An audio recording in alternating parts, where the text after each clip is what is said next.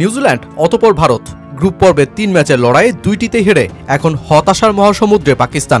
সবশেষ চ্যাম্পিয়ন্স ট্রফির শিরোপাজয়ী দলটাই কিনা নিজের দেশের আসরে লাগাতে পারল না রং। আর দলের এই আসরে গ্রুপ পর্বে মোটে ৩ ম্যাচ থাকায় প্রতিটি ম্যাচেরই গুরুত্ব অনেক বেশি। আর পাকিস্তান টানা ২ ম্যাচ হারায় এখন দলটাকে তাকিয়ে থাকতে হচ্ছে খোদ বাংলাদেশের জয়ের দিকেই। সেই সাথে সেমিফাইনালে যাওয়ার জন্য মেলাতে হবে দলটার নানাবিধ জটিল সমীকরণ।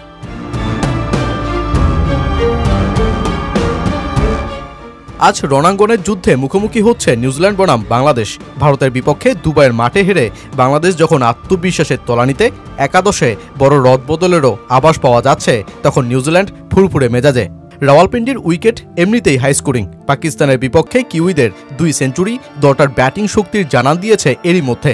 রাওয়ালপিন্ডিতে তাই নিউজিল্যান্ডের ব্যাটারদের পরীক্ষা নেওয়াটাই হবে বাংলাদেশের সবচেয়ে বড় চ্যালেঞ্জ। সেই সাথে ব্যাটিং অর্ডার ধস থামানোতেও টিম টাইগার্সদের দিতে হবে বড় পরীক্ষা।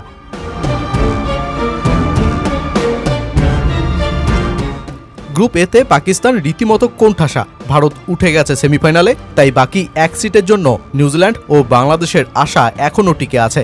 অবশ্য ২ ম্যাচ হারা পাকিস্তানেরও সেমির দরজা একেবারেই বন্ধ হয়ে যায়নি। পাকিস্তানকে সেমিফাইনালে উঠতে হলে মেলাতে হবে নানা যদি কিন্তু। প্রথমত, নিউজিল্যান্ডের বিপক্ষে বাংলাদেশকে জিততেই হবে এই ম্যাচে।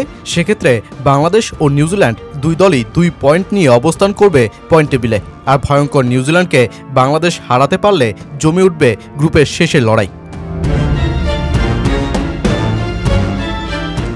এই গ্রুপের শেষ ২ ম্যাচে নিউজিল্যান্ড খেলবে ভারতের বিপক্ষে, আর পাকিস্তানের প্রতিপক্ষ হবে বাংলাদেশ। সেই ২ ম্যাচের উপরই নির্ভর করবে এক সিটে ৩ দলের ভাগ্য। সেক্ষেত্রে নিউজিল্যান্ডকে যদি ভারত হারিয়ে দেয়, তবে বাংলাদেশকে বড় ব্যবধানে হারিয়ে পাকিস্তানের সুযোগ থাকছে সেমিফাইনালে ওঠার। আর বাংলাদেশ পাকিস্তানকে হারালে সেমির দরজা খুলবে বাংলাদেশের। মোদ্দা কথা, পাকিস্তান ও বাংলাদেশের স্বপ্নের সামনে এখন শুধুই নিউজিল্যান্ডের পরাজয়। তবে রাওয়ালপিন্ডির ব্যাটিং স্বর্গে বাংলাদেশের জন্য নিউজিল্যান্ডকে হারানো সহজ হচ্ছে না। ৩০০ কিংবা ৩৫০+ রান তৈরি করার দক্ষতা দেখাতে হবে বাংলাদেশের যেই মাঠে। টানা ৫ ওয়ানডে হারা নাজমুল শান্তরা এমনিতেই ওয়ানডেতে নিজেদের শক্তির জৌল সারিয়েছে, কিন্তু তবুও টাইগার কোচ ফিল সিমন্সের আশা বাংলাদেশ নতুন কিছুই করবে যেই ম্যাচে। মাহমুদুল্লাহ রিয়াদকে একাদশে ঢোকানো হবে কিনা তারও ব্যাখ্যা দেন তিনি। গত ৫টি ওয়ানডেতে আমরা কয়েকবারই ৩০০-র বেশি রান করেছি, কাজে আমাদের তা করার সামর্থ্য আছে। সর্বশেষ ম্যাচে আমরা ভালো শুরু করিনি। যদি শুরুটা ভালো করি, আমরা ৩০০-র বেশি রান করতে পারবো।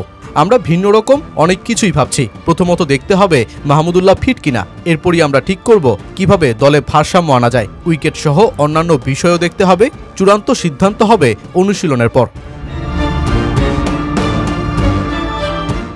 সব মিলিয়ে রাওয়ালপিন্ডির এই এক ম্যাচে ঝুলে আছে ২ দলের বাঁচা মরার প্রশ্ন। পাকিস্তান নীরব দর্শক হয়েই বাংলাদেশকে সমর্থন করবে, আর টিম টাইগার্সদের ২২ গজে লড়াইয়ে যোগ করতে হবে ব্যাটে বলে ফিল্ডিংয়ে ভিন্ন এক মাত্রা।